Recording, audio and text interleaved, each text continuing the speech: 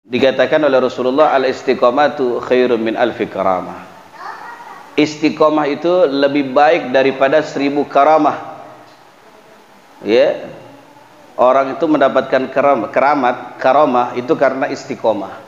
Memang kita belum istiqomah, ya, belum istiqomah. Tapi setidaknya mulai dari sekarang kita belajar untuk mendawamkan amalan walaupun cuma sedikit.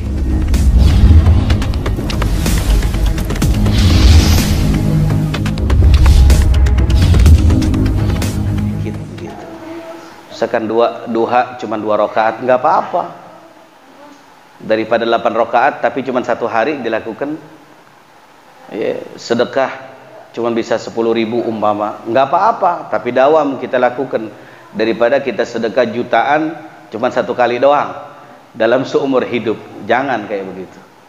Ya, maka walaupun amalan kita sedikit, yang penting kita dawam, terutama ibadah. Maka tingkatkan kita punya ibadah kepada Allah Subhanahu wa taala, terutama adalah salat 5 waktu.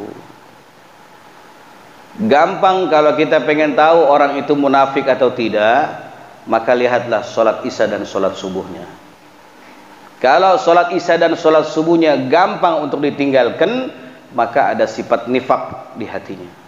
Pasti dia menjadi orang-orang golongan munafik. Ya, apalagi nggak johor juga, udah subuh kagak, ya, isya kagak, johor kagak, asar kagak, maghrib kagak. Setan aja malas ngedeketin. Itu pernah ada kisahnya kayak begitu.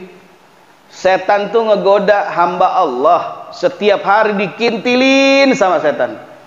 Begitu datang zuhur, hayya 'alas shalah, ini hamba Allah nggak sholat.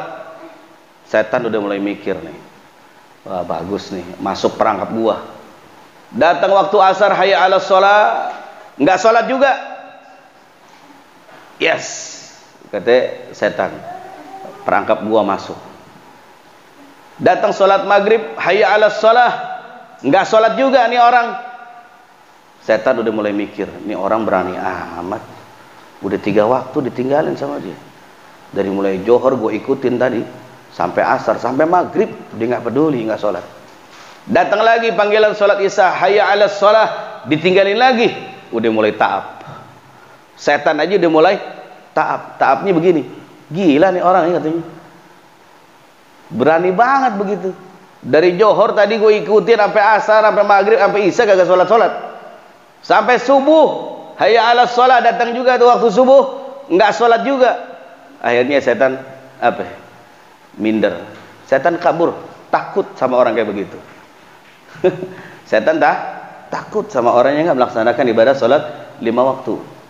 Kenapa? Karena setan berpikir, gua khianat kepada Allah, gua punya dosa sama Allah, tapi nggak kayak lu dosanya, kelewatan.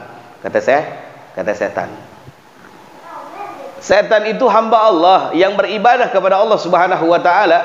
Cuman gara-gara setan itu terhina, terlaknat gara-gara dia nggak pengen sujud kepada Nabi Adam atas perintah Allah Subhanahu wa ta'ala. Tapi kalau bicara ahlul ibadah, setan ahlul ibadah, ibadah dia kepada Allah. Cuman terlaknatnya gara-gara dia nggak mau sujud kepada Nabi Allah Adam alaihi salatu wassalam. Ya, jadi kalau dari sholat 5 waktunya kita udah kalah, maka semuanya akan kalah. Zikirnya mulai berkurang, sholawatnya mulai berkurang, kebaikannya sudah mulai berkurang, keadaan hati dan pikirannya sudah mulai ngawur. Ngawur tahu gak ngawur? Apa ngawur bahasanya? Kacau. Kenapa? Karena pondasi pertamanya itu sholat udah berani ditinggalkan sama dia. Ya, udah berani ditinggalkan. Maka patokannya itu aja. Kalau sholat udah kita tinggalkan, patokannya nih pasti akan berkurang kebaikannya, berkurang zikirnya, berkurang sedekahnya, berkurang kebaikannya, maka akan tampak daripada kerusakan hatinya. Hati dan pikiran sudah mulai kacau balau. Ya, udah mulai kacau balau. Akhirnya apa? Ke badan imbasnya. Imbasnya ke badan. Ya. Maka nanti akan disibukkan oleh Allah Subhanahu wa taala dengan urusan-urusan dunia. Ya. Kalau sholatnya ditinggalin, zikirnya udah mulai berkurang tuh. Sholawatnya berkurang, kebaikannya berkurang, sodakohnya berkurang, duduk di majelis ilmunya berkurang. Nanti akan ditimbulkan penyakit takut. Takut miskin, takut fakir, takut takut nggak punya fulus, takut. Itu mata rantai. Dari mulai nggak sholat, alpa nih, satu tek nggak sholat, mulai tuh berkurang zikirnya, mulai berkurang sholawatnya, mulai berkurang sedekahnya, mulai berkurang kebaikannya, ya, bertambah penyakit yang namanya ketakutan, kekhawatiran, kegalauan, putus asa, bunuh diri, innalillahi. Jadi ya begitu. Maka dawamkan, ya. Orang-orang terdahulu itu nggak punya amalan dahsyat.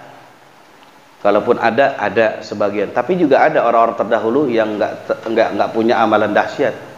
Artinya amalan yang banyak nggak, tapi mereka dawam. Salatnya dawam, duhanya dawam, sholawatnya, zikirnya dawam, kebaikannya dawam, sedekahnya walaupun cuma sedikit 2.000 umpama, ya, 2 perak, tapi dawam terus. Ya, nanti begitu tuh, kalau udah mulai banyak tuh penyakit nanti yang akan ditimbulkan tuh.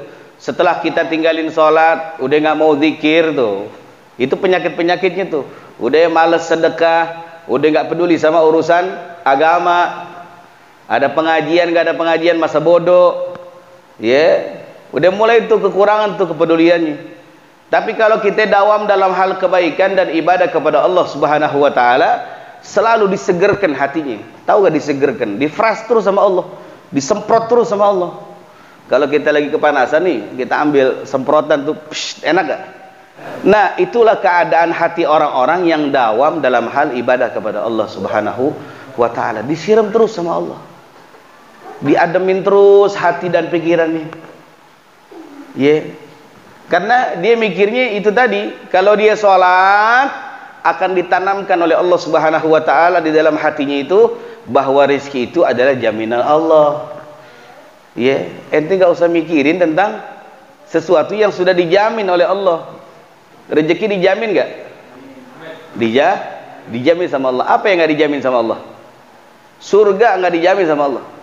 Ada yang tahu di sini bakal masuk surga atau neraka? Nggak ada yang tahu. Artinya apa? Nggak ada jaminan. Kenapa kita uber-uber sesuatu yang udah dijamin sama Allah, kita nggak uber-uber sesuatu yang belum dijamin sama Allah? Kan begitu. Maka semuanya itu mata rantai.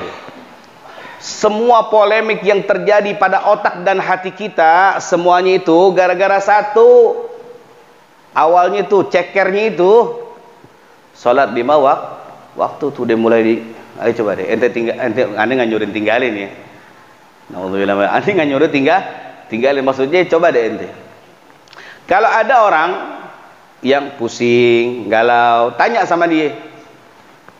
Ya, nggak usah banyak-banyak tanyanya. Salat ente gimana? Coba tanya deh, salat ente subuhnya gimana? Tadi salat subuh gak? Habis salat subuh zikir gak? Tadi salat zuhur gak? Tadi salat asar gak? Maghrib gak? Isya gak tadi? Ada sih Johor sholat, subuh, asar, maghrib, isya bablas. Oh, pantesan. Aneh minta solusi cuma satu, sholat dulu deh ente. Gampang ngasih solusi orang, nggak usah banyak-banyak. Buah, ente harus begini-begini, enggak. Ente sholat, dawamin sholat aja dulu. Nanti dari sholat itu akan ditanamkan oleh Allah Subhanahu wa taala itu tadi. Semprotan tuh dibikin fresh terus kita punya hati. Disemprot terus sama Allah, jadi adem otaknya sama hatinya. Jadi kalau udah adem otak sama pikirannya, itu berkurang tuh rasa takut akan dunia, rasa takut jadi orang miskin, rasa takut orang kepakiran, takut kemiskinan. Ya, tetap kita ikhtiar. Nanti jangan salah paham nih yang ngomong ya. Tetap kita ikhtiar tetap, karena kita di dunia tetap harus ada ikhtiar.